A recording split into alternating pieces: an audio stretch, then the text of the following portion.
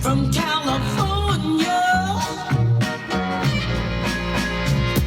Checking in from the left coast where we take sound that combines sunshine with rhyme, move 'em around. Take it slow, watch the smoke we blow. Bring California swing in this thing for show. But hey there, baby, don't dance. All right, King. Well, we're back for another episode over here. How the hell have you been holding up?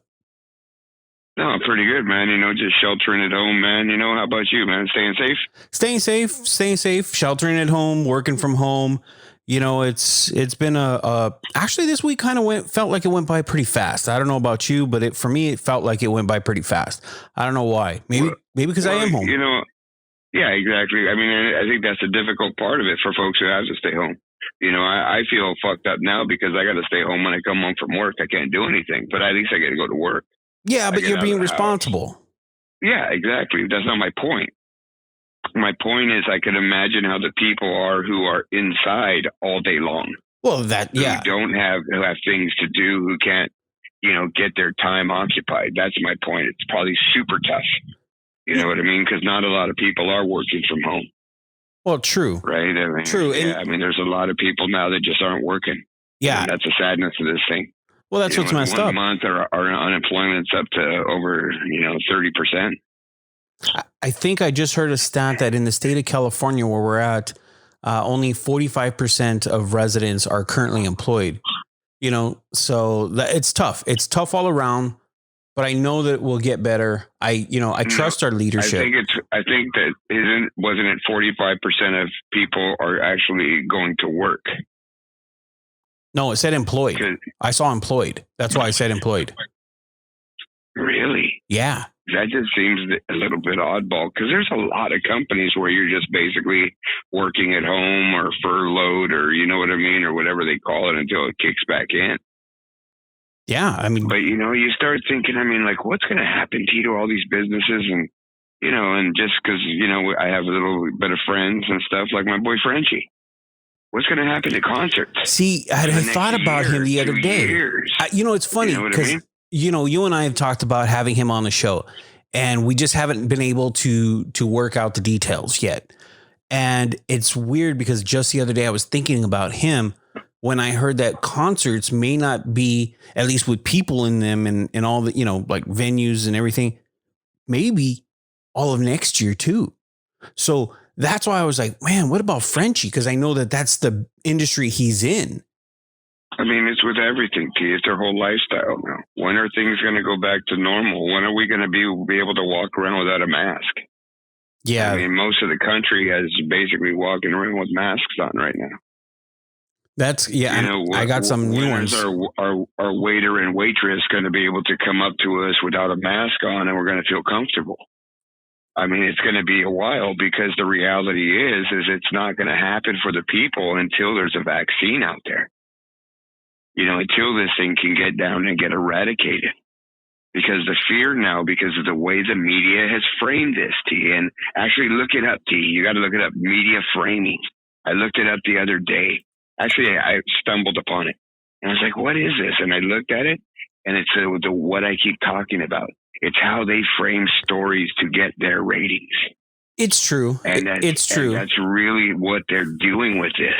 And well, I'm not a conspiracy guy. I'm not. But I do know that the media frames things and not in a conspiracy way, but they frame things to fit the narrative that they wanted to fit. It's the delivery. Yeah. It's like I talk about all the time. It's the way you deliver the thing and the message. You can manipulate a number to basically make people feel good about it or to make people feel horrible about it. And they choose the latter because that's going to drive the ratings. Keep people watching. Well, what is the old saying? Misery, man, well, what's that old saying? If it bleeds, it leads, right? I mean, Yeah. But I got to correct myself. It wasn't 45% of workers in California. It's 45% workers in Los Angeles. So the headline was... In the city. Yeah, in the city of LA, survey only 45% of workers in Los Angeles have jobs as unemployment spikes. So I did look it up right now. And it makes sense. That number makes sense, because I work, two city blocks away from the city of Los Angeles, in right. the dead zone right now, because all these other manufacturing, all these other places can't operate right now. They're non-essential. Yeah. Yeah. And it's, what I mean? It's hard. I was thinking the other day too, my son and I were talking and he goes, "Hey Dad, what about businesses that just opened up before this, that like brand new, let's say, like restaurants that, it sucks because they never really got off the ground and they're done before they even started." Right. Unfortunately, they're done because they're probably last in line for any type of benefit or any type of like a grant from the government. Yeah, that loan program. They're the newest, correct, because they're the least in there. So they're going to be the last, and it'll dry up the funds before the funds are already gone. They're already gone, I heard. Yeah, because you had to apply early. There's only so much. You know what I mean? So, once they start looking at the number, they have a good intention and think it's going to cover a lot of people. But when you start doing it and covering payrolls like the state is doing to small businesses and everything so they can keep operating, those things are significant, and they eat up a big portion of that hunk. So all these little restaurants and things like that, or think of a barber shop or a hairdresser that just opened, they're done. They're done, yeah. They're done because their realtor is not going to say, okay, well, you don't got to pay me rent. They're going to want the rent still.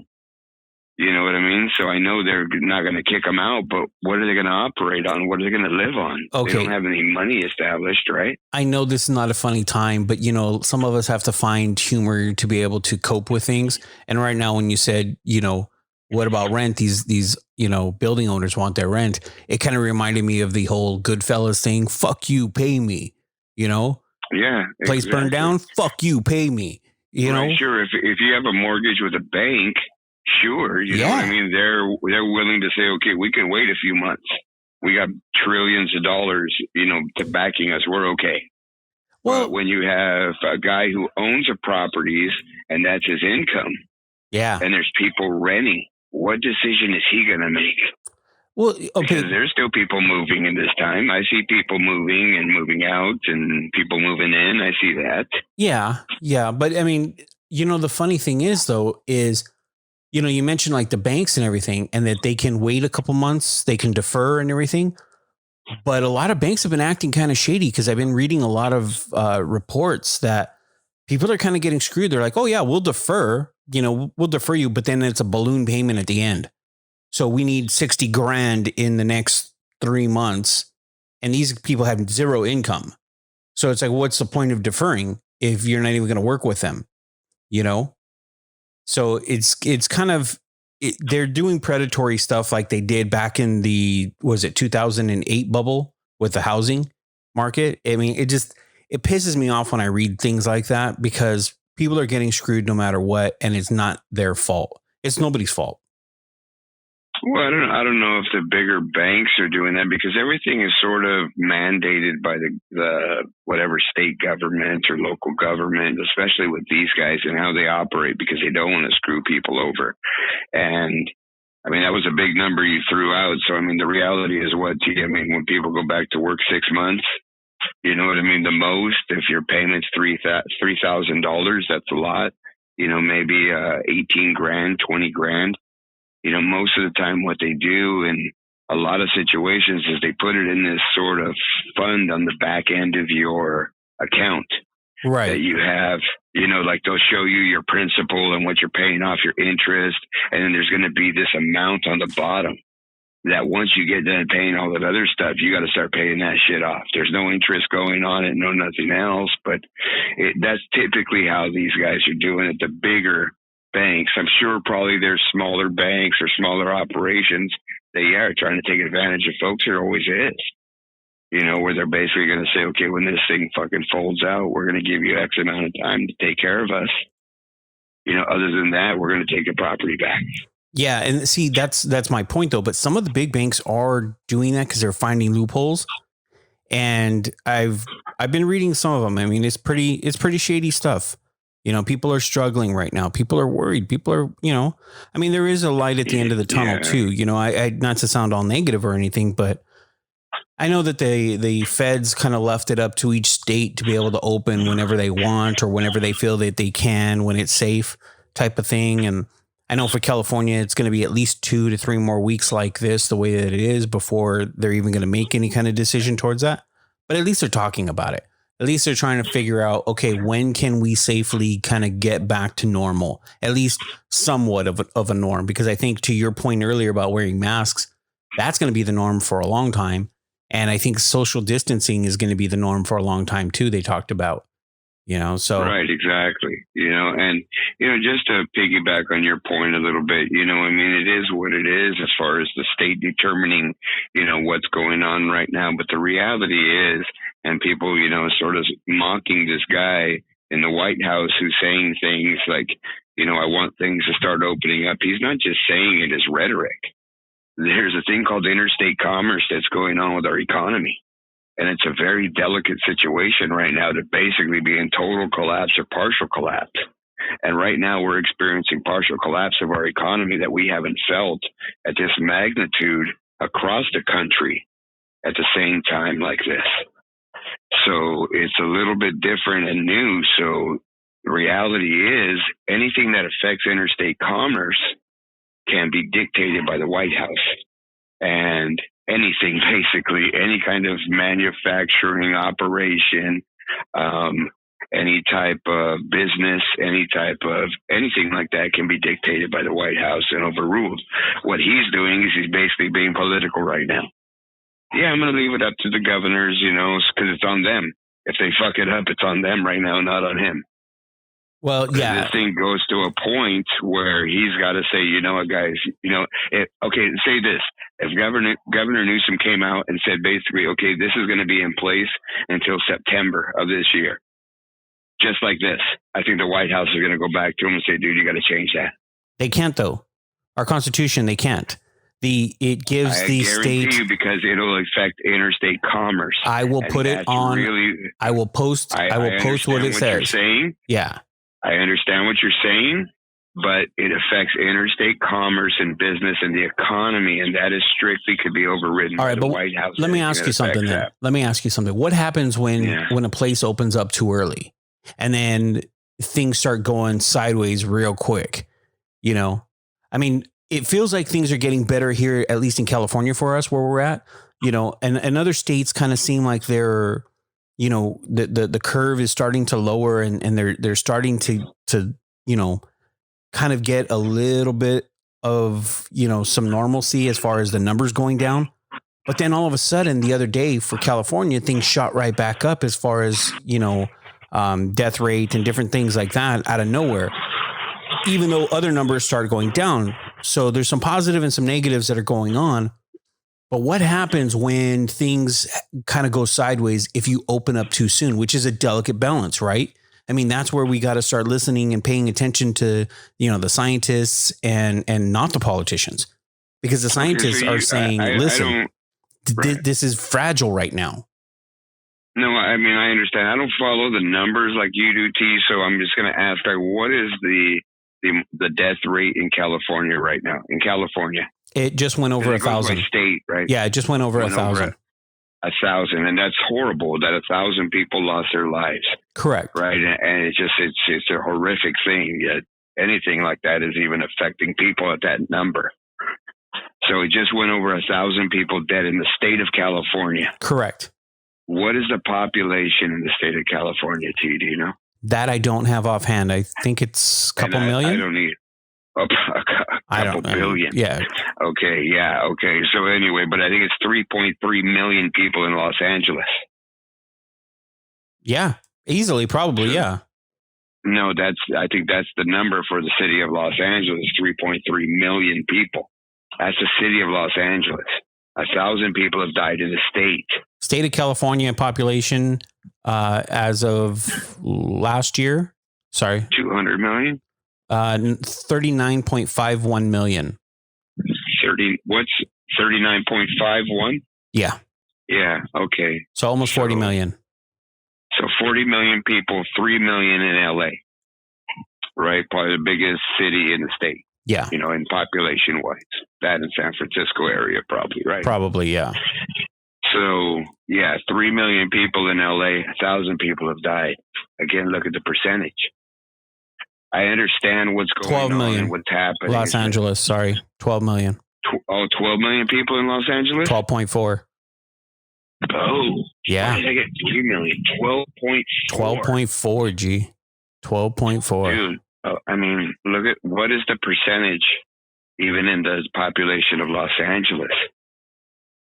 I mean, that's my point. Is it's not affecting but we're not much amount of people. But we're not talking about that. You know what I mean? We're talking. No, we are, because we're talking about a spread, and that's what I'm getting to. So, say you do open up, and say everything else happens. Okay, what's going to happen? Double that's going to happen. 2,000 people are going to die. Okay, what? It's a balance, T. It's what's going to happen. Right? I mean, do we basically shut down the world to save a couple thousand people? And that's really what the decisions are going to be made. That's the bottom line decision. But it's not a couple thousand. Now, well, no, it's not. I'm talking about our state. If our state just went over 1,000, I'm talking about if our state was in a bubble, D, we're talking about California, right? Yeah, you're talking about in a bubble. Right. So listen to what I'm saying. Right. So even if the state just starts operating at a better operating capacity, which brings people back to work and helps the economy, even nationally, isn't that good for our nation? And what's the worst outcome? That double the deaths are going to happen because it goes sideways and we got to do this again in a year because the vaccine they made didn't work? Well, they don't have one yet. Well, I'm saying in a year. Yeah. Yeah, but I mean, I'm talking but I'm talking about the here and now. Right, but I'm not. Because it's going to take you a while before you say, okay, even if we're plateauing now, right, and this is our plateau, then it starts spiking again in 2 or 3 months when we open up, and then we start shutting down a month after that. It's going to take another 5 or 6 months. So a year from now is when we have to do another effect. Are we going to keep going the way we're doing with the mortality rate happening? These are the questions and the answers that have to be made in the decision. You know, but it's not just about individuals. No, I understand and that's that. Sort of what we've put on our government. But here's the thing, too. Decisions for us, because you keep bringing up like the interstate commerce. Well, with the interstate commerce, if you look at some of the states that we're trading with, you got to, you know, and what we're shipping out to or what's coming from other states to us, we got to look at that too. You know, because this thing can live on stuff for days. And depending on, you know, I don't know. It's one of those things that you have to really start looking at, because I mean, look at New York's death rate. I mean, they're almost at 15,000. But look at, and this is what I keep saying, look at the operation in New York, even compared to downtown Los Angeles.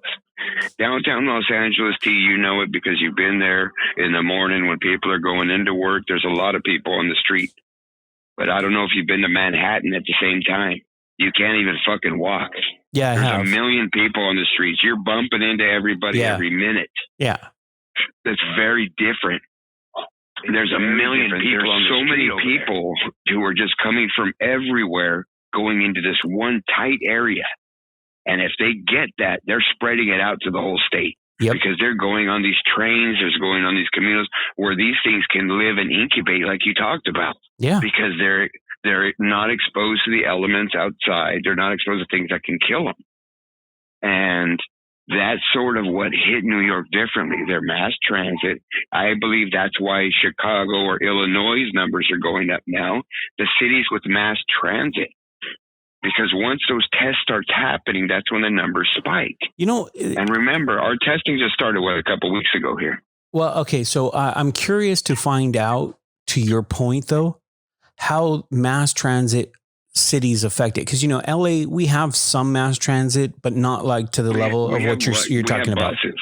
Yeah, well, we have buses. We have buses we have some trains. And we have some trains, but not to the level of like what you were saying, New York and Illinois. So yes, you're right about that. But it would be very interesting if we can get to the numbers to be able to see, at least for those in LA, how many people are affected. Because, you know, you do hear that this is affecting or disproportionately affecting the poorer communities.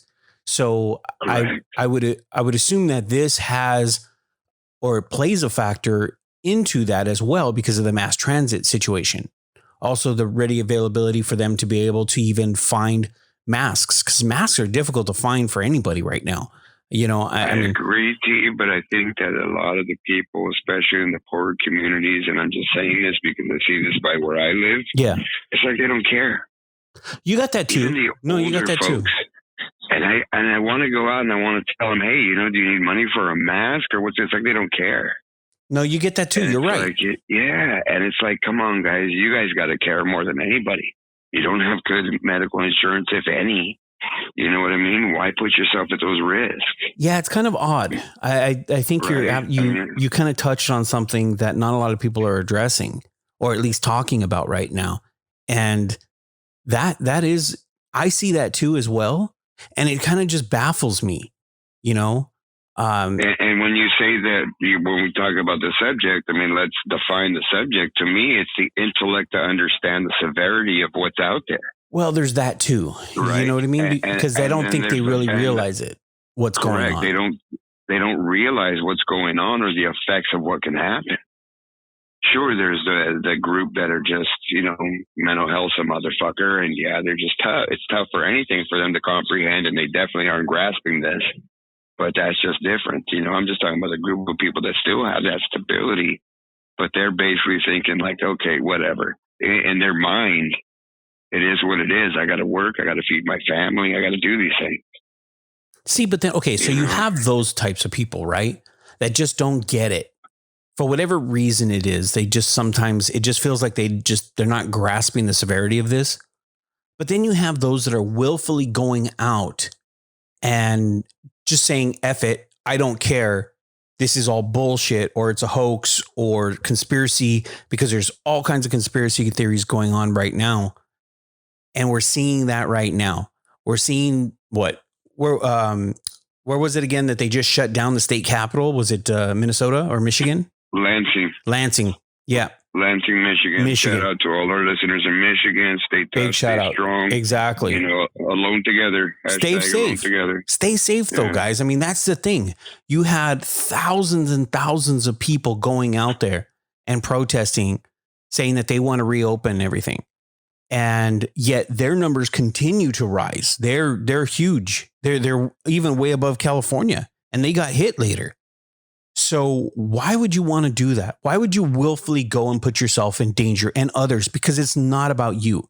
This goes back to others as well, because, you know, I mean, I can't speak for everybody's situation, but how many of us have elderly people in our lives, or just people with health risks? You may be out there protesting and not practicing social distancing and not covering yourself and doing whatever you want to do. But then when you come home, you may not realize that you're a carrier. And next thing you know, you're giving it to somebody you love. You know, that is at risk. So why would you do that? What is the point in doing that? You understand? I don't understand these people, because just recently we had the same thing happening in Huntington Beach. And I think that was a couple thousand people. It wasn't to the, you know, to the, I guess, the grand scale that happened in Lansing, but it still happened in a small beach community, and they're complaining and protesting the same way. And I just don't understand the mentality. I think for me, if you can stay safe and those around you stay safe, it's worth it to be able to kind of just hunker down and deal with it right now. And then instead of when we reopen, or if we reopen too early or get back to way too early, and then things go sideways and then the shit hits a fan again, and we may even be in a worse state, you know, because we did it too early and people were doing, you know, pushing for that. So I don't get that. I mean, I don't know how you feel about it, King, but for me, it bothers me when I see that type of stuff. Yeah, it doesn't really bother me to that effect, because I understand the thinking, you know, and I'm just going to going back to where we live, you know, and looking at the number that we're talking about, like we said, like a 37 million population in the state with 1,000 deaths because of this. That's like a 1 point. It's like a 0.02% of the population that we've shut down our state for. Sure, I understand it can go crazy, but what does go crazy mean? 2%? And again, understand there's people that just, they don't have the same thinking, right? And the compassionate thinking. Their thought is, basically for the greater good, and I'll sacrifice myself. If I get it, it is what it is. You know what I mean? That's sort of their mentality, T, and it's hard to sort of comprehend at some levels, and I agree with you at that point. But I can see those people and what they're thinking and what they're saying. And especially when those little tidbits and things get spewed out of the guy from the White House, it just fuels these crowds of people. Because the crowds really aren't that big. You're talking a couple thousand or 1,000 people. So it's really not huge, but enough to make a problem. Now, you know what I mean? Now, okay. Last thing before I forget, yeah. we get off the subject. The only thing that fucking was crazy about the thing in Lansing, right? Because they were all shouting at the governor, like something to burn her or do something, right? Whatever, right. Get her out. She made a statement after, and she said, yeah, these people who did that, they don't realize that whatever this thing is going to end, they probably extended it a couple of weeks by this rally today. Yeah. That's my point. You know what I mean? That's exactly my fucking point, man. I mean, okay. Right. So let's be honest about it, right? So, the one in Lansing, I saw a video that started to go viral. I don't know if you saw it or not, King, but there was a guy that was sitting in his car. He was stuck because, they shut down all the traffic. Everything just kind of came to a grinding halt, and he was pissed off. So he recorded himself and he went off on this rant. He's a healthcare worker. I think he was a nurse or something like that, or ICU nurse. He could not get to work, and he went off on a rant saying, you want to save lives, you want to do this, then shut up and stop doing this. You're extending it, you're making it worse. And what are those, what if those were your loved ones that I had to go save right now? I can't get to work. I can't go save lives because you guys are being stupid and you guys are doing something really dumb like this. Like, he went off on this rant. It was an epic rant. It's one of those, like, you got to watch this to really appreciate a rant. Cause I know you and I appreciate when people go off on rants and stuff like that on viral videos and everything. This is one for the ages. This guy was good, and post it on the website. I'm going to have to put it up. I will put it up. You know what? The other thing, T, is we didn't talk about last week, man, and he was fucking so hurt, dude. And you know what? And we're already using him today, but hey, shout out to Dr. X. He's at home. He's sheltered down. We can't really connect with him and get him even to listen to what's going on. But hey, shout out to you, Dr. X. Stay safe, stay strong. He's the one who just sent me and confirmed the number on the percentage. It was 0.02% of people dying in California. Well, you know what I mean? But yeah, you're right. Big shout out to him. I mean, it's not the same. I mean, we're all kind of sheltered and hunkered down, so it's a little different for all of us to be able to remotely do it. And the show's not the same without him, No, absolutely. So, but I mean, just going back to your point, I mean, you can understand, right? I mean, how big the population is of people. There's 1,000 people, there's 2,000 people, there's 5,000 people that think this is some sort of tactic or something else. I mean, let's be honest, T, there's even places in Europe, right, that never shut down. I'm reading about that now. Yeah, you're right. I think Sweden didn't shut down anything. True. Sweden, Iceland, I know their population's different, but per capita, their numbers are actually higher than ours. Right. They only have like 9 deaths in the whole country. Now, but per capita, just for that area, it was higher than, say, LA. Right. But they have they have different factors going for them. And I think that's what, kind of helps them in a way. So they don't get a lot of foreign people traveling, because during that time, everything shut down and there wasn't as many foreign travelers to those countries. So they weren't getting, not like how, let's say LA gets hit, right? So LA had such a huge influx from China. And I think you and I talked about it, that herd immunity, that we may have been exposed to this a lot sooner than people even realized before they even knew what COVID-19 was or coronavirus at the time. We may have been exposed to it early, and that's why our numbers are a lot lower. So okay, for them, that's the case. That sort of defeats that, because I read this week too that Amsterdam, Holland is opening up. So they've already sent their kids back to school. Oh, really? There was the biggest issue they had opening up T, and we talked about this in the last show. And that's what sort of attracted me to the story to read it when I was going through my COVID stories.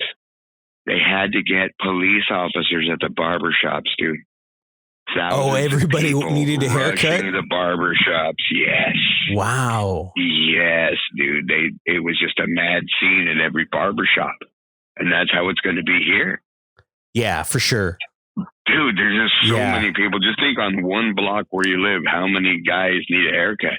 You know what I mean? Yeah. So, I just shave it. They say it's okay, man. People are just going to go. And the guys, they opened up, but people are still wearing masks and wearing gloves, when he's operating. That's going to be the new norm.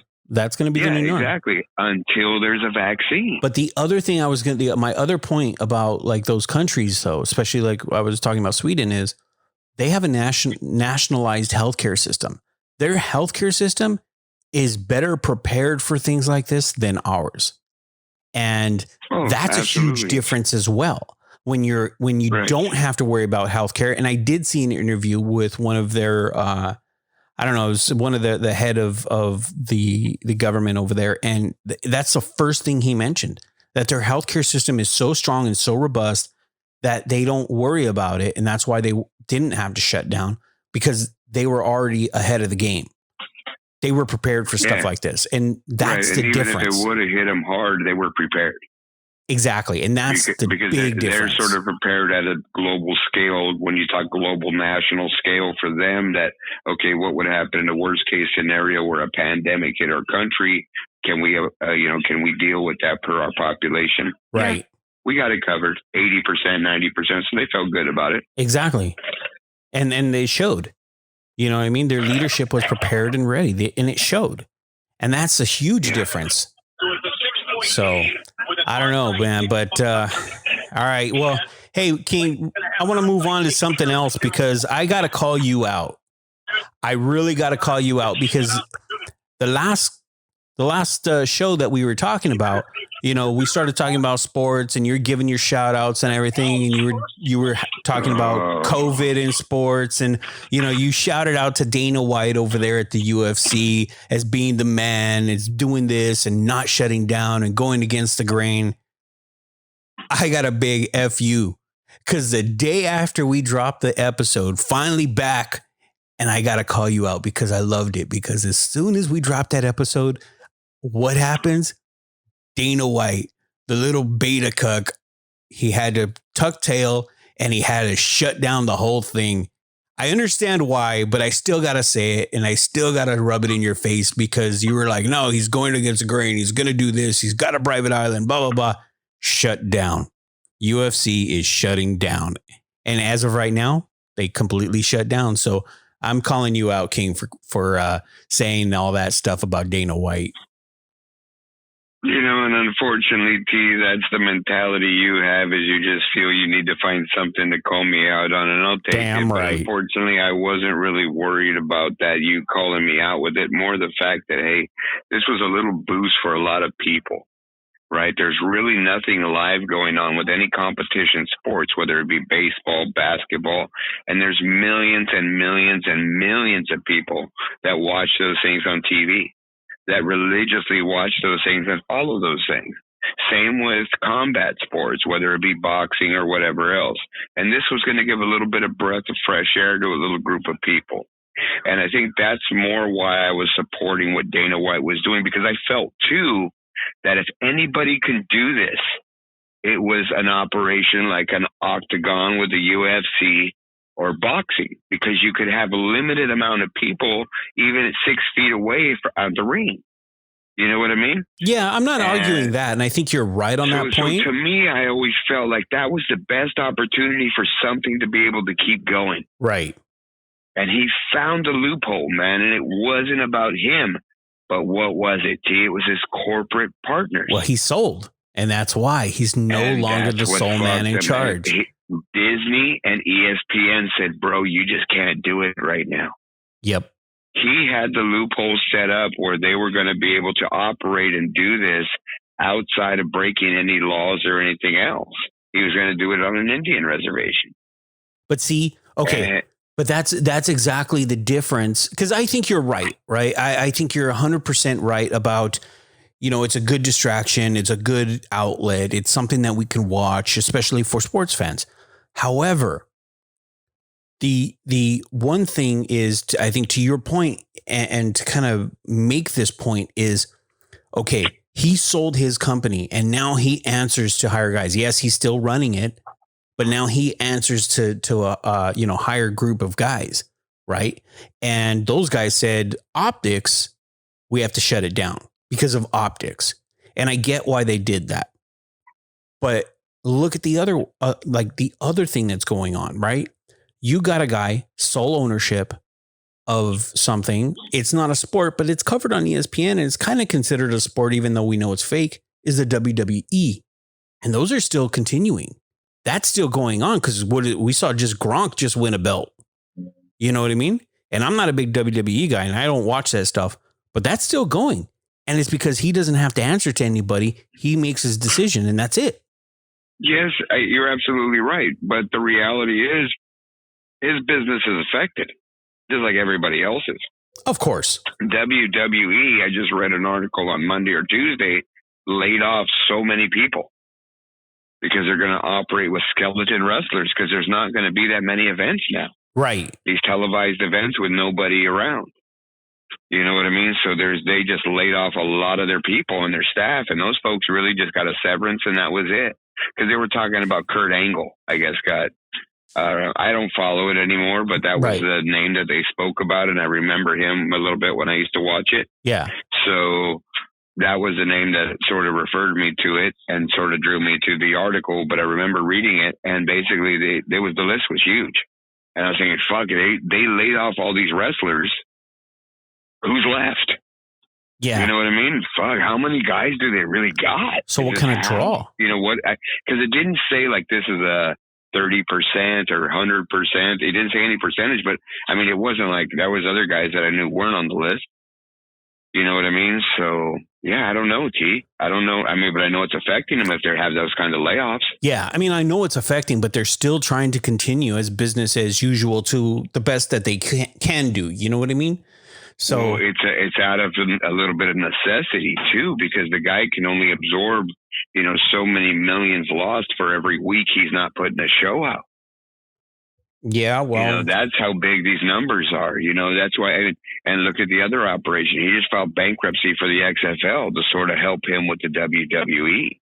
He can, take, and he just, that's done. Well, okay. But I heard too. The wait. There was so that it could be sold. The XFL.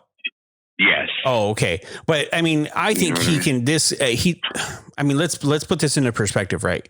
And you said, how much can he absorb? The guy's net worth is over $2 billion. So he could absorb quite a bit of hit without even feeling anything. I understand that. No. I understand that, G. But again, it's like any human being. You don't want to sit there, and it's not the money you made that week. It's what did you lose?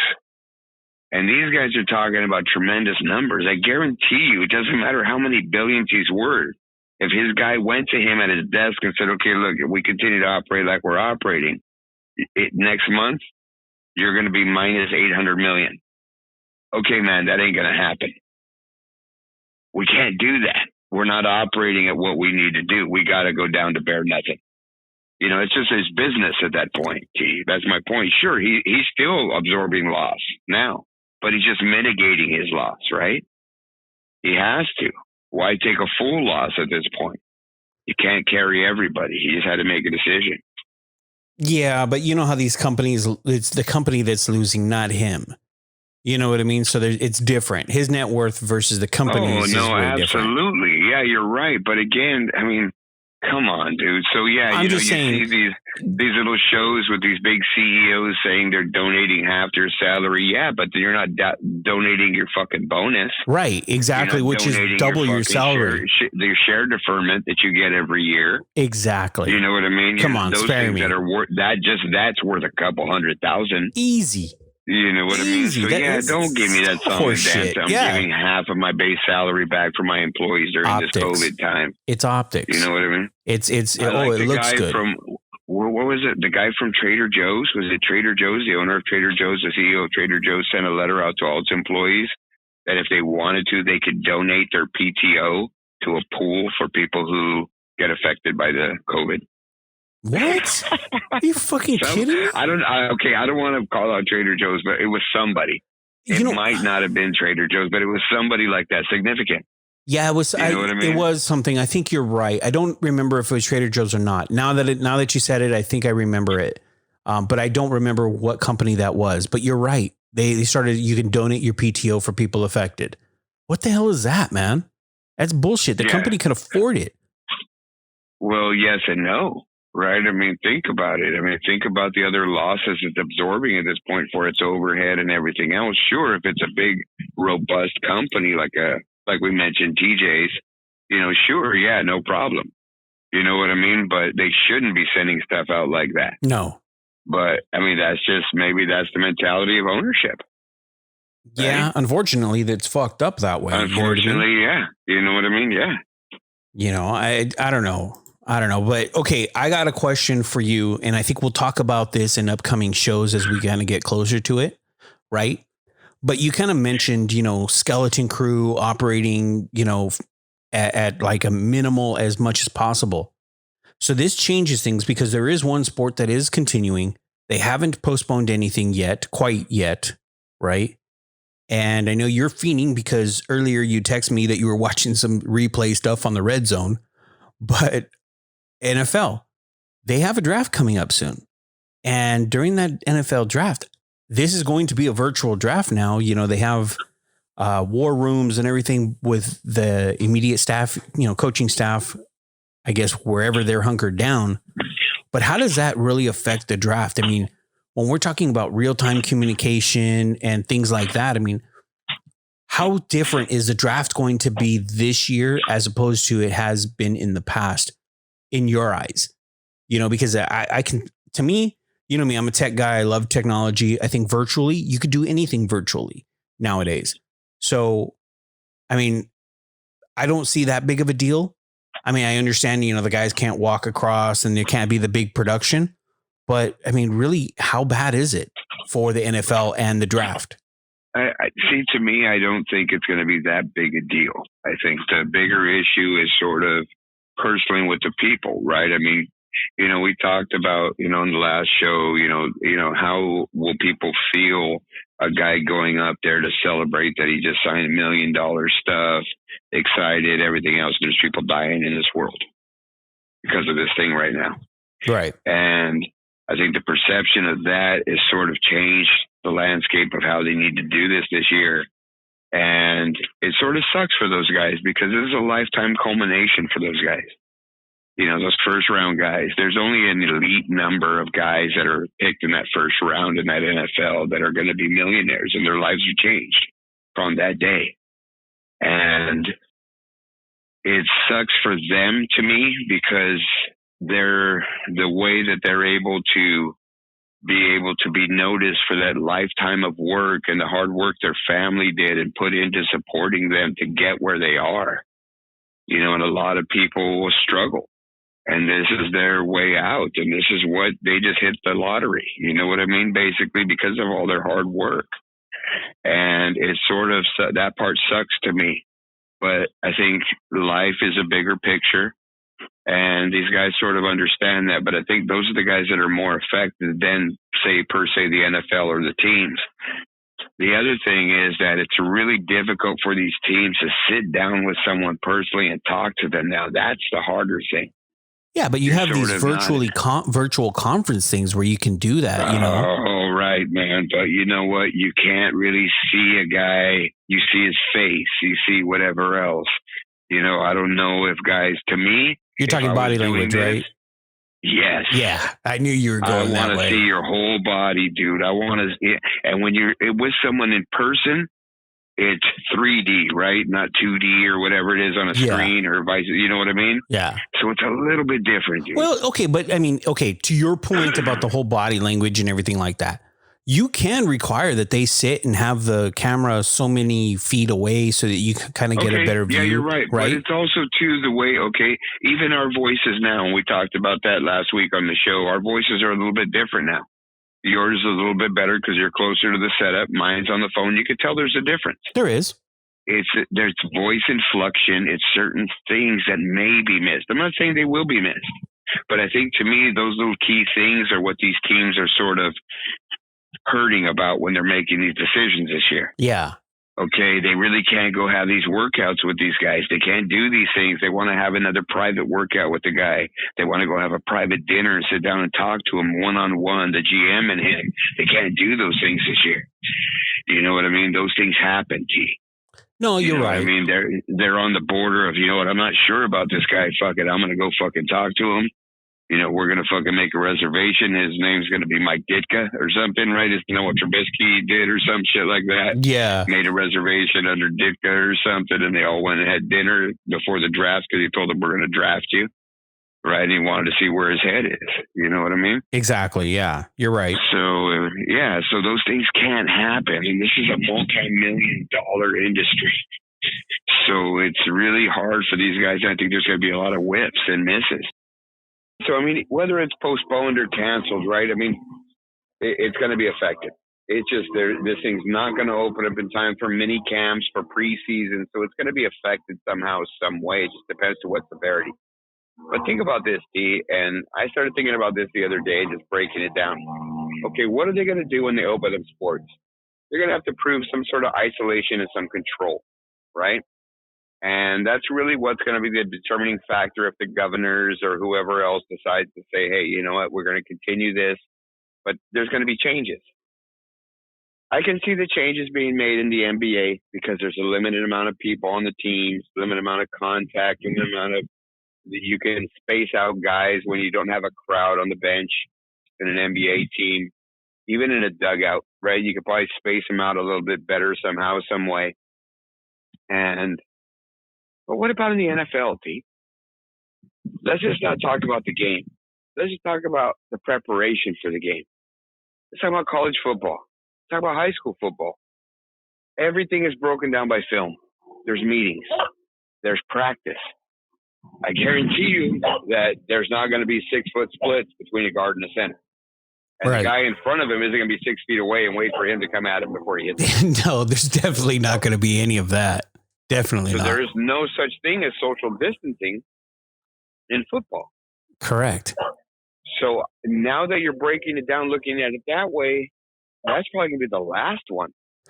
Well, see that get going again. But see, that was my point on our last show. Was I was bringing that up when we were talking about the various sports on what makes sense and what you can bring back and what you can't bring back because of the nature of the sport. So I think you're finally there with me as far as my, logically, how can we do that? And how is that going to work? You know what I mean? And yeah, it may work for the NFL. They may be able to figure it out because they have the money and the resources. But to your point, what happens to high schools? Because I heard that, my son's in high school. He's not going back, at least, and he's graduating this year. But for next year, are they even going to open up the school year on a normal time? Are they going to be resuming the sports the way that they were? So I think you're kind of right in bringing that up and thinking that way. It's going to be different. You won't be able to go back to school in a normal way in September because the reality is that the masses are still going to have such concern about the classrooms. Yeah. That they're not going to allow it. So all this teleconferencing, Zoom, all these things, that's going to be the norm until, like we talked about, until a vaccine is out there that can really control this thing. Yeah. That's really when this thing's going to get back to full-blown normal. There's just no way. Even after that, there's still going to be hesitation, and then that'll go away in a year. And then things will get really right back to normal. But the real healing process will start after a vaccine is created. So everyone will have the confidence. So let me throw this at you because you brought it up, right? Now, let's say in the NFL, since that's what we've been talking about, let's say they get back, right? But there's no crowds financially, that hurts, right? That hurts the stadiums, that hurts the teams, that hurts financially. But is there a potential to make that up off of TV and internet revenue and rework those revenue contracts with these big, TV contracts that they have with the NFL to be able to make up some of that gap and some of that difference? Yes, it sucks because it doesn't help the concession stand workers and the other people. But I'm just talking about the viability of the teams. Okay, think of it this way. Think about the three major sports. Let's just break it down that way. Basketball, baseball, football. Once these things are going to be allowed to resume at let's just say an altered pace, right? Let's just say like that, in this altered means, then basically basketball and baseball are still going to be able to comply with the regulations and the things that are putting out to the public, which are going to give it a completely different perception. Because, okay, what is the perception? We don't want to be in gatherings of more than 10 people. How many people are actually within 6 feet of each other on a basketball court? You can argue that all the time. There are 2 people within each other a lot, 4 people within each other a lot. You know what I mean? But not more than 10. So you're still okay there. Baseball, you're spaced out within 6 feet of a guy, pretty much. The only guys you got to worry about are catcher, batter, and the umpire. And the base runners. Right? And the base runner it depends. If a guy's on second base, there's usually not a guy standing next to him. No, but on first and third, yeah. Correct. So it depends. You know what I mean? But again, they have the means to give the perception like they're still following the rules. In football, you have 22 people on the field at one time. Yeah. You have 10 or 12 people piling on top of each other to stop a ball carrier. On top of each other. Plus your officials. Physically. Plus your officials trying to get in there and break it up, physically touching people. Mm-hmm. Now, how are you going to maintain social distancing on the sideline? Yeah, that was the other thing. 50 people, another 50 staff. Correct. And you have cameras, you have everything else going up and down there, reporters, everybody else, photographers, all the other shit, media. How do you control that? That's the hardest one. Yep. Agreed. That will be the most difficult one that they will be able to sell. If they can figure that out, that would be fucking genius. Because I think you got a great point. I don't know how they're going to be able to figure that out and how they can effectively do it. It's going to be up to that person, and they're going to have to sign waivers. Like hazard pay? Do you think they get hazard pay because of it? No. But I think what they'll get some kind of benefit if they're out and aren't able to play. You know what I mean? Because obviously, if someone comes down with symptoms right away, whether they're tested positive or not, they're probably not going to let them practice or play. Right. So you're not going to make any money. So you think maybe you make money if you're tested positive and you're out, you still get your check? Have some kind of contingency for that. Yeah, I believe so. They would have to. Yeah. You just wouldn't be able to really do it within good faith and not be able to do it because you're putting these guys at a greater risk. Well, that's true. Now, I heard whether they agreed to it or not. I heard that if the NBA decides to resume I don't know if it was only if they resume or how it was structured, but they were taking a pay cut of 25% for the players. Well, because they didn't play 25% of the game. Right. So whenever they start or they say they're committed to finishing the season, they're going to start in the playoffs. Yeah. They're not going to play any regular season games. If they do, it may be like 1 or 2 warm-up games or something. They don't know how they're going to do it. But more than likely, it's just going to go right into the playoffs. Yeah, that's what I heard too.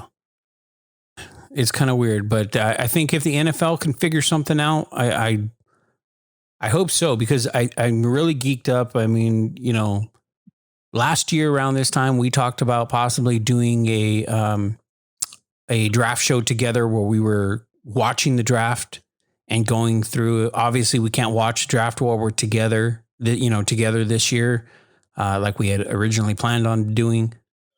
But I think we can, but you're a vagina. Yeah, don't even fucking start with that. Anyway, however, through the power of technology, and maybe we can ask, Dr. X if he's got some really good, ways that he can help us so we can at least remotely do it You know, I mean, we're an audio podcast. We're not one of those video podcasts, so we wouldn't be. Well, we already committed to doing something, whether it be we're just going to watch it and talk about it live. We're going to do something, though. But we're going to put a show out for the first 10 picks or something, right? Yeah, 10 picks, the first 10. That's what we committed to. So we'll figure something out. Whatever way it is, we'll figure it out and we'll drop it, and the draft is Thursday, so they're going to do that draft Thursday. So, we'll start off a little bit before the draft and, talk about the first couple picks, who we think, and we might have some guests on there, right? We talked about it. That's where we're going to need help with Dr. X. Yeah. He's got to work on booking some people. Yeah. Just some friends that are, in this time, basically bored as hell, who know a little bit about football, get their perspective on what's going on. Maybe they won't be on for the whole 10 picks. Let them geek out with us for a little bit. All right. I got one last football thing that I need to ask you, King. All right. We haven't touched on this. And this to me is, in the time of everything that's going on with football, it wasn't that big of a story. I don't know why it didn't hit. Like, I didn't hear as much about it, but, former NFL running back Chris Johnson, he's accused of murder for hire. That to me, I don't understand how that didn't get kind of bigger pub. Well, it's like we talked about last week, T. You talked about all the things that we've missed, that we haven't been on our show. This thing's dwarfing everything right now. Yeah. There is no other news right now. Nothing else matters. When people are watching the news, they are only concerned about this pandemic that's going on right now. That is it. The country, our country, the world is gripped in a fear. And they are not concerned about anything else around them. They're in a vacuum. And that's unfortunate that people are so hyped into this. And we talked about that, T, and that sort of, breeds that negativity. But yeah, going back to the story, this guy, this just shows you, man, these guys, they don't take care of their money. They get out of the league. They still have a little bit of money. They have enough to make an investment, but they really don't know any other business but that kind of business. And this guy was basically being accused of being the ringleader of some kind of drug organization, right? You know what? From what I understand about what he was arrested for, the whole murder for hire plot. I don't know if you remember back in 2015, he got shot at a club, like outside of a club, him and his buddies, and like his buddy's dad was there with him, and his buddy's dad died. Right, his buddy died. Right. Yeah. So that's what they're saying. The guy that got killed in retaliation of that was hired by Chris Johnson, but in their investigation, when they started looking at him and investigating him, because they didn't just go and arrest him. Right. They were watching him, and they probably staked him out, tapped his phones, did all sorts of shit.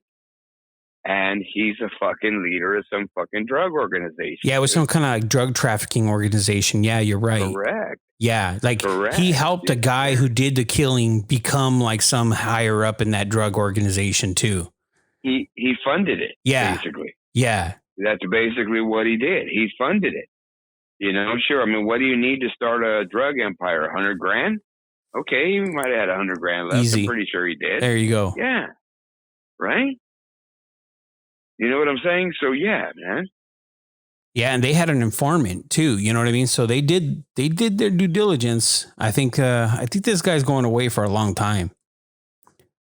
Unfortunately, that's a little bit of the history of some of these guys that leave the NFL. They just, going back to what we talked about, guys preparing for the draft. We didn't even touch on it, T, and one of the things that I was hoping you were going to bring up, but I'm sort of glad you didn't, so it sort of put the negative light on my sport. But there's a little test that these guys take called the wonderlic. Oh, we've talked about it on the show. We talked about it when? Today? No, in the past. We brought it up. Oh, of course. Yeah, no, I'm talking about now because the draft is Thursday. Yeah. We're not going to have another show to talk about this before the draft. But basically what it is, man, is these fucking guys at this year's draft class is fucking pathetic. But here's the thing for you, right? I listen in the morning, I listen to Fox Sports, going to work because I'm still going to work because I'm sacrificial, right, or essential, whatever it is. is that Sacrosanto? Keyshawn Johnson. Yeah, whatever it is. Yeah, exactly. You're Sacrosanto. Keyshawn Johnson's show. Yeah. On Fox. And I remember I was listening to a thing yesterday and they were talking about all these guys who score, right? And they were saying basically that there's 50 points possible. And if they have brackets, but 10 points or less, it's basically you're illiterate. And they were just going in history about all these guys that played in the NFL and what their wonderlicks were. Because they were talking about some of the draft class who scored like 11s and 12s and things like that, right? A couple guys scored 10s. You know what I mean? Yeah. And one of the guys, it was right after the Keyshawn Johnson show. And they were talking about it when like the two shows come together. But then the guy after it, I was listening to it at work, was talking about, hey, the thing I didn't hear, they didn't hear Keyshawn talk about his wonderlic score. And he sort of started clowning him, right? And a couple minutes later, he goes, I know what it is. Oh. And somebody said something to him like, hey, what is it, dude? He goes, he had an 11.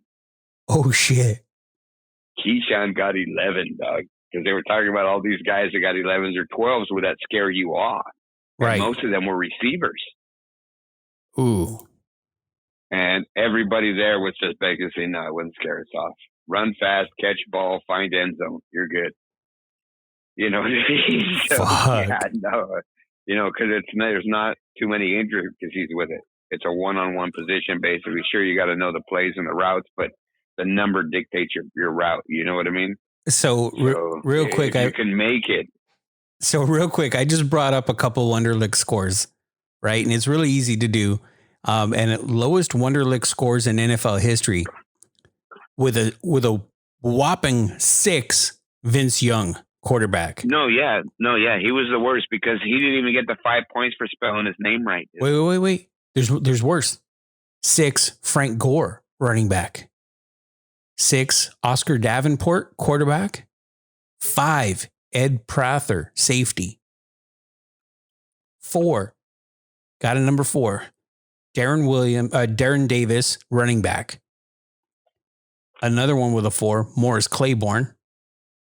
And that was the lowest, was Lawrence Claiborne. But then this article even breaks out average Wonderlic score by job title, right? So systems analyst is a 32, chemist is a 31, electrical engineer a 30. If you go down to the bottom, a janitor has an average Wonderlic score of 14. These guys are scoring less than a freaking janitor. That's bad. No, you're right. I told you get 5 points or something for spelling your name right. Right. Vince Young missed that one. Fuck. Can you believe that shit? Mm-hmm. Because you're going to guess a couple. What do you think the average quarterback's Wonderlic is?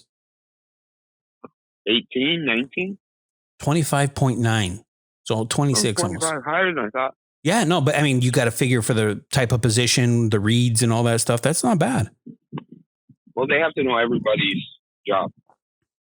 That's the only thing. They have to know the linemen, what they're going to do. They have to know every position, what they do on every play. Not everybody has to know that. They just have to know their job. Now, which position has the highest average Wonderlic? Who would you guess? What position would you guess? Center. Offensive lineman. Yeah, center. Yeah. 26.8. That's the highest. Yeah, I was an offensive lineman, G. Yeah, I know, but I know you're you don't really fall in that high end category. Well, I mean, hey, I've never taken the Wonderlic, dude, but the Wonderlic questions are a little bit fucked up. They are. They really are. Yeah. Yeah. I don't know. Maybe we'll have to get a hold of a Wonderlic and do it just to fucking compare it and post our Wonderlic scores. I got a question. Yeah. You know how when you take an IQ test, you can go get an IQ test, and some of them, even you buy multiples, they're a little bit different. Yeah. They're not exactly the same. Correct. Is that how the Wonderlic is? Or is every question the same all the time? I don't know. I don't know enough about it, to be honest with you. The question is the same all the fucking time. Why don't these guys just do a little bit of homework before? Right. You know what I'm saying? Yeah. That's what I never got. I think they're different every time, but I think there is a standard because it's part of like some kind of standard questions that relate to certain things. Yes. Yes. Right? Like IQ test. Yeah, exactly. Okay, I got it. Yeah. I understand now. But no, I think I think it'd be interesting. So I'm looking at it.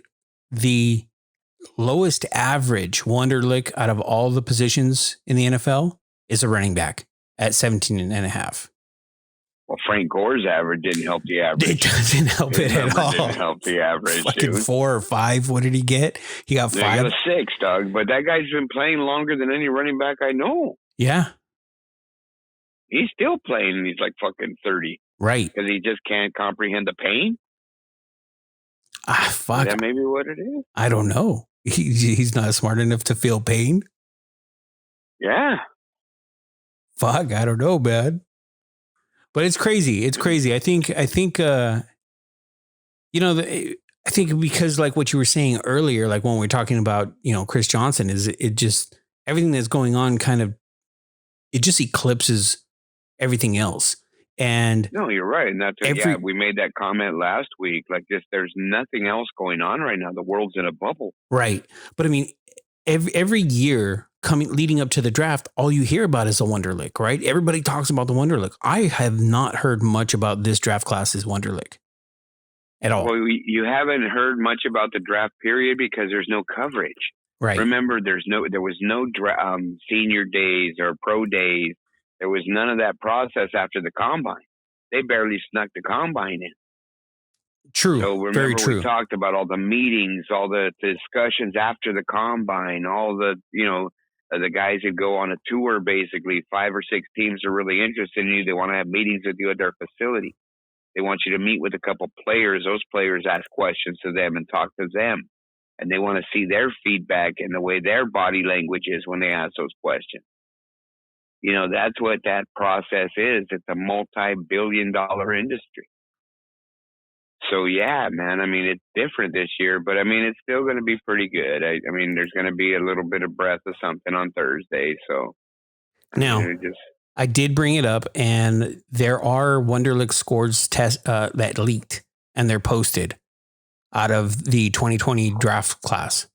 But specifically quarterbacks, they leaked the quarterback Wonderlics, and guess who's number 1 with the top, not the lowest.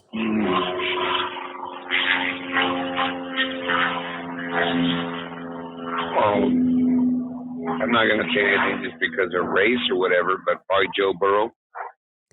Joe Burrow's up there, and he's got a decent Wonderlic score. It's definitely above the average. But Jalen Hurts then was my other guy. Nate Stanley. Who? Nate Stanley. He had from Harvard or Princeton or something. He had a 40. Yeah, but again, dude, he's not even going to get drafted. You know what I mean? Just because he took the test, you know what I mean? Again, you know, that's, yeah, he might be mentally great, physically sucks ball. Yeah, but he's out of Iowa. Number 2 with 39 points was Justin Herbert. Jake Fromm is number 3 with 35. Joe Burrow is 34.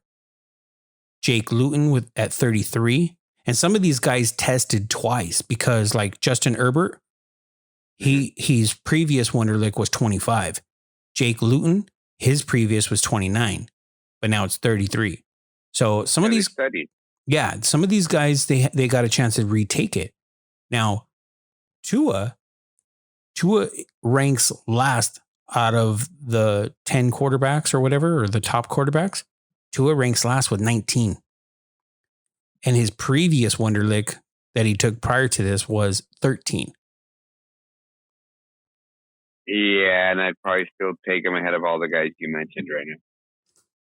Even Joe Burrow. Even over Joe Burrow? I think I would. Yeah. I like Tua. Tua's twitch is faster than anybody I've seen. When he decides to make a decision and throw the ball, that time it takes for him to process that and throw the ball and get it and throw his receiver open I've never seen it like that fast. There's always a process and it takes a second, like 1.2 seconds, point something seconds, 0.9 seconds. You know, he's fast. The knock on for me is that he's left-handed. I just don't like a left-handed quarterback. Yeah, that's you. You never have. Yeah, but I mean, Yeah, but where was the success of one? Tell me the success in the NFL of a left-handed quarterback. Yeah, that's hard. It's not just me. It's difficulty in the position because everybody's right-handed, even including coordinators. Right? Yeah. So is Lamar Jackson left-handed or is he right-handed? I don't know, but I mean, there's only a handful of big. I guess Mark Brunell was left-handed. Kenny Stabler, obviously. Michael Vick, Ken Stabler, Vick. And Steve Young. I mean, that's a fucking Steve Young too. Like that dude's a stud. And again, too. So you're talking about, but it's limited. How many left-handed? How many left-handed guys played in college? Right? You know what I mean? Probably a lot. Even in high school, even more. They just couldn't even transpose into college. They probably went to corner, Boomer Esiason, receiver or something. Boomer Esiason. Oh yeah, Boomer. I forgot about Boomer. Your boy, like your favorite freaking, like your man coming out of USC, Todd Marinovich. Marinovich was a lefty, huh? Marinovich was a lefty. Here's one, because you and I both go to UCLA games every now and again. Cade McNown. Cade was a lefty. Cade was a lefty. Yeah, and look at these guys, man. A lot of them. I mean, even the ones you're saying, they were decent college guys, but they couldn't pan out. It didn't translate. Yeah. Chris Sims. Everything's run to the right, T. Right. Chris Sims. Yeah. They don't pan out, dude. Matt Leinart. Tim Tebow. Leinart. Yeah, they don't pan out. They don't. They just don't. Or the percentage of them panning out is very low. True. Very true. I mean, Michael Vick, he was solid, but then, No, I mean, he had a great career. And he got thrown in jail. And he got derailed. Back, yeah, exactly. But, I don't know. It'd be interesting. But anyway, you want to do a little bit of entertainment or you want to wrap it up? Well, I mean, really, what entertainment is out there right now? The only thing I want to talk about, T, is The Last Dance. You heard about that coming up? No. What the hell is that? Oh, my God, you're in a bubble. Stop watching the fucking news, dude. That's all That's all I watch. Okay. It's painful. When we get off recording today, we're recording on a Saturday afternoon. It's a beautiful Saturday afternoon, a little cloudy over here on my side in Long Beach, California. But tomorrow it's going to air. And it's a 10-part documentary that starts tomorrow. I don't know if they're just going to do one part tomorrow or a couple parts on Sunday on ESPN. But it's a Michael Jordan documentary. Okay, I knew that they were dropping it. They were together. I heard they were dropping a Michael Jordan documentary. I just didn't know the name of it. Okay. All right, so I'm going to frame it for you and spin it. So what this is, man, is the last season these guys were together. The general manager, right? This guy was such a dick. He's sort of the guy who sort of derailed the whole thing. Him and his argument with Phil Jackson. And everybody knew it was coming to an end because he made an announcement in front of the team that Phil Jackson will not be brought back next year, even if he goes 82-0. Wait. They knew it. What would fucking, other than ego, what would possess you to do that? Nothing but. Yeah. So basically, everyone on the team knew that. So I heard like Michael Jordan talking about it and getting ready for it. So they knew this was coming to an end. This was going to be it. Even Jordan said when he heard that announcement, and the guy made Jerry, the guy's name gets away from me right now, but the guy who was their general manager, when he made that announcement in front of the team, they were just looking at each other like, what the fuck is this guy talking about? Michael Jordan said after that meeting, he said he's just driving home or driving around thinking, you know what, I don't want to even play if this guy's not my coach. Was that when he went to baseball? Correct. So after that is when he went to baseball, and also it's going to talk about all those things leading up to the baseball, leading up to his father's death, all these things. But what they decided to do was that season, they wanted to record every bit of footage they could. But they didn't want to invade the privacy of anybody. So they gave the sole rights of release to Michael Jordan. He had the last ultimate rights of release. Holy shit. And he hasn't wanted to release this for 19 years. Why now? Because somebody basically went to him. The guy who's the producer, he produced a lot of other things for these 30 for 30s. When he pitched him, he went and talked to him because the last pitch that he got was about 2 or 3 years ago. He said that the pitch was that, hey, man, how many people out there have bought your shoes and have never seen you play? Don't even know who you were or what you were about. Oh, wow. That's a good point. And it sort of made him think this is the right time to put this out. That's when he gave the permission. Now, here's another little tidbit for you. The guy who they had record all these things in the locker room, all these things in the huddle, all these accesses that were so different and everything else was Michael Thompson's brother. You know, the center for the Lakers, Michael Thompson? Yeah. Radio personality here too. His brother was a photographer for the NBA at the time. His brother was the one who did about 90% of this footage. So they interviewed him too? Locked away in a vault for 19 years until this guy compiled it and made this story. But did they interview Michael Thompson's brother too? I don't know. I don't think the story's about him. No, I know, but you know what I mean? But I'm sure he probably has some tidbits to add or something that was going on at the time. You know what I mean? Fuck, well, if it drops tomorrow, then I got to start watching it. It does drop tomorrow. It's the biggest thing on the sports right now. You know what I mean? So yeah, I gotta watch that shit. Yeah. Yeah, so it's what it is. Yeah, it's fucking, I've been consumed. I admit it. Yeah, I know. And you really, for your health, dude, you got to stop. No, you're right. It's not healthy. You're absolutely right. You know, it isn't. It just isn't at all. You know, so, it's the same with anybody out there. You know, you just have to understand the time that you're in and what you're trying to accomplish at this point. You know, there's a light at the end of the tunnel. You just have to persevere. But if you're consumed by negativity constantly, that's all that it's going to be. It's just going to build up inside you. Your anxiety is just going to keep building up. You know, your fears, your anxieties are only going to get heightened because the way they're framing this thing that we talked about is just going to make it that way. That's how they're framing it for delivery, right? You got to look at media framing. Yeah. No, I know. You're right. Well, okay.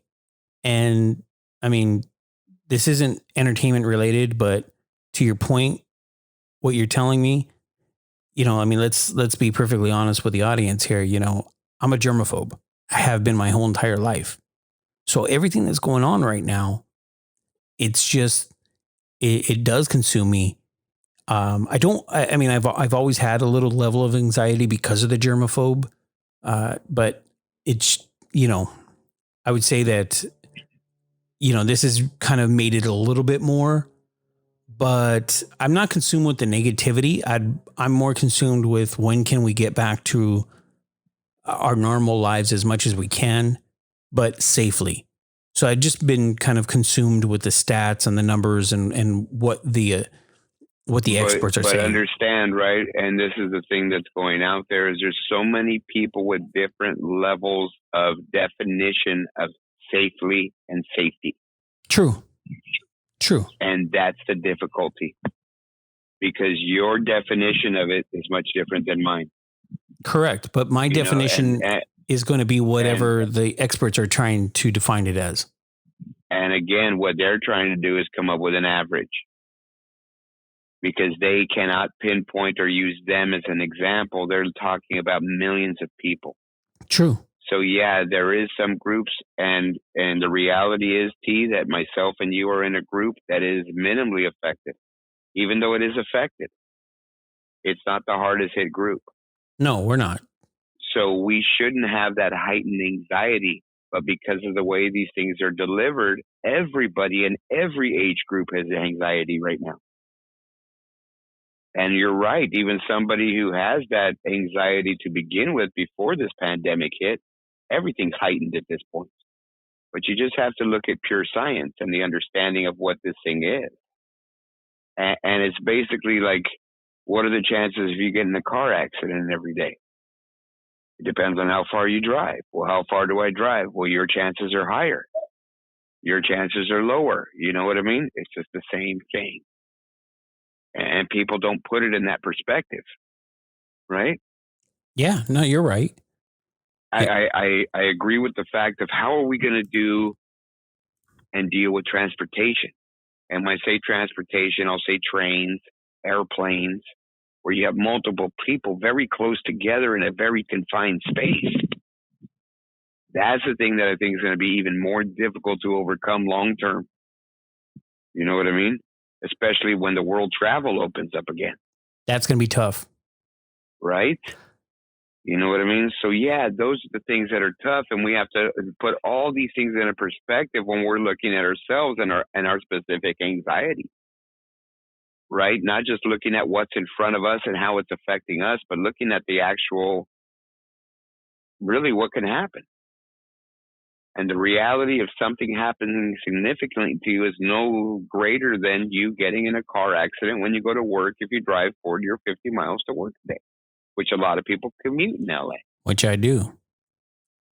So that's the reality of it, T. And people are, it's the framing and the way this thing hit and the mass, I'll just use the term, mass hysteria that occurred when this thing first hit, that created these anxiety levels at this heightened level. Because a week before, everything was still sort of normal. Once things started shutting down, that anxiety just got fucking spiked. And there was no need for it. I mean, it's calming down now, but I could feel people getting antsy. I could feel people wanting to get out of their homes now. You see it more. I was driving into work yesterday, and I even went in a little bit earlier, and there was more traffic. And I was like, I know businesses aren't opening on Fridays. People are just getting out, I think. So, you know, I did hear, too, in LA County that they've already notified 140,000 businesses that have been operating illegally because they're non-essential. Yeah. So people are still trying to struggle. They're struggling with this, T. You know, like we talked about, we've talked about it on shows before with homelessness. People are a $500 event from being homeless. This creates a $500 event for everybody. For everybody. So that percentage of people that would have affected, that's affecting them right now. They're going to do whatever they have to do to keep their roof over their head and put food on the table, especially if they have kids or they have people that count on them. Right? It's a hard situation right now for a lot of people. For a lot of, all around. Absolutely. Yeah. I mean, look at, so yeah, people right. are lining up, a day in advance for some of these food banks. It's crazy. It's crazy right now. How do they determine who gets the food at the food banks? I mean, do they send out invitations or what happens? I don't know. I think they just first come, first serve. They don't even ask questions, I don't think. Yeah, because the other day, I was driving down the street by my house, bigger street, and there was all this slowing down and everything else, and they had this drive-through food bank. And I saw all these cars, and I was like, these people look like they can afford to buy groceries. I don't know if they're not working or not. You know what I mean? Yeah. But yeah, I don't know what they were getting. But everybody there was gloved up, masked up, and they all got a certain amount of stuff, and it was just like a drive in and drive right out. Yeah, that's what I mean. You just line up. I don't think there's any kind of pre-qualification or anything like that where they ask questions. At least not that I know of. Maybe there's a website you go to. I don't know. But with some of the I guess like the poorer communities, not all of them have access to the internet. So I don't know how they'd be able to really, I guess, screen for that. Well, didn't the government come out and say right now too that nobody's internet can get shut off? True, but there's people that never had internet too. Right, correct. But that's another good thing because the government's knowing that basically that's how all the learning is going to be going for a while. Well, at least too, especially for school. Right. With that, when all this stuff started happening and we started doing the safer at home and all that type of stuff, I do know that LAUSD was working with internet providers to be able to provide free internet to a lot of the kids, the families that don't have any internet and can't afford it. So they have to. Yeah, there was that because they have to be able to learn somehow, so it's very interesting, but I don't think, when I looked up, because I even thought, my wife and I were thinking about doing I don't know if you've heard of like Second Harvest Food and some of these food banks that are doing it. Yeah. So we were thinking about volunteering over there just to be part of like a truck brigade or the field distribution team or whatever, because they're still needing volunteers for all that, so that was something that we kind of started looking into. But, when it came to looking at their website, all it has is donations and then how to stay safe while you're doing it if you're a volunteer. But at no point did it say anything on how to qualify or if there is any kind of qualifier. So it's pretty interesting. Yeah, no, I mean, it's probably a little tough for them right now too, screening people, interviewing people, things like that.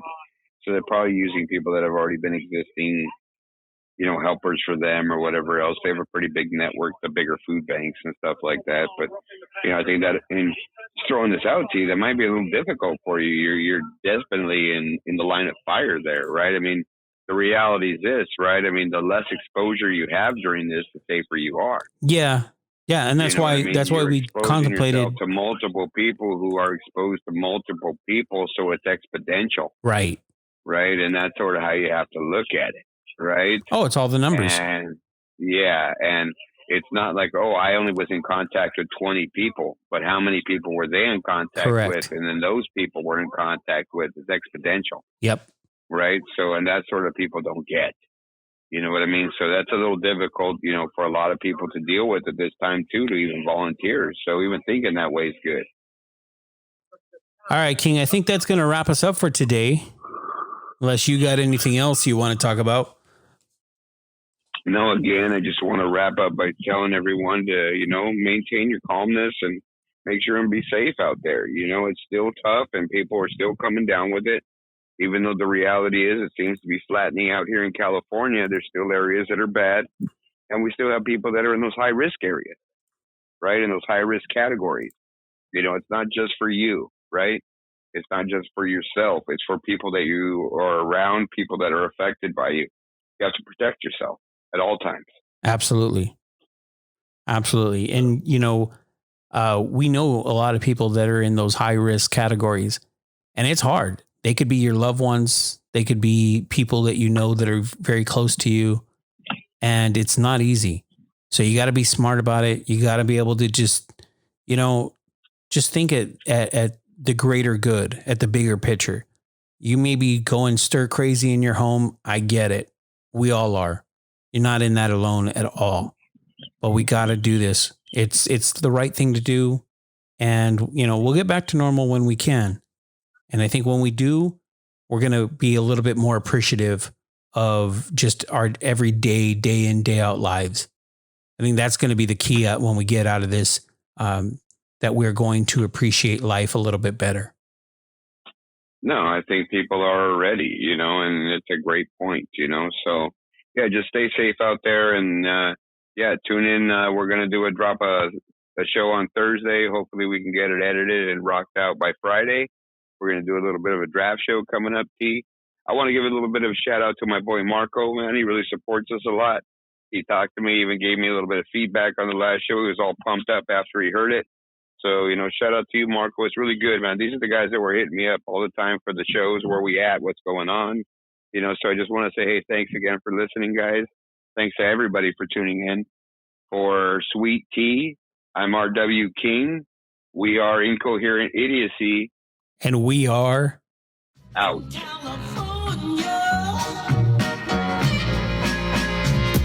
Checking in from the left coast where we take sound that combines sunshine with rhyme, move 'em around. Take it slow, watch the smoke we blow. Bring California swing and this thing for show. But hey there, baby, don't dance to go.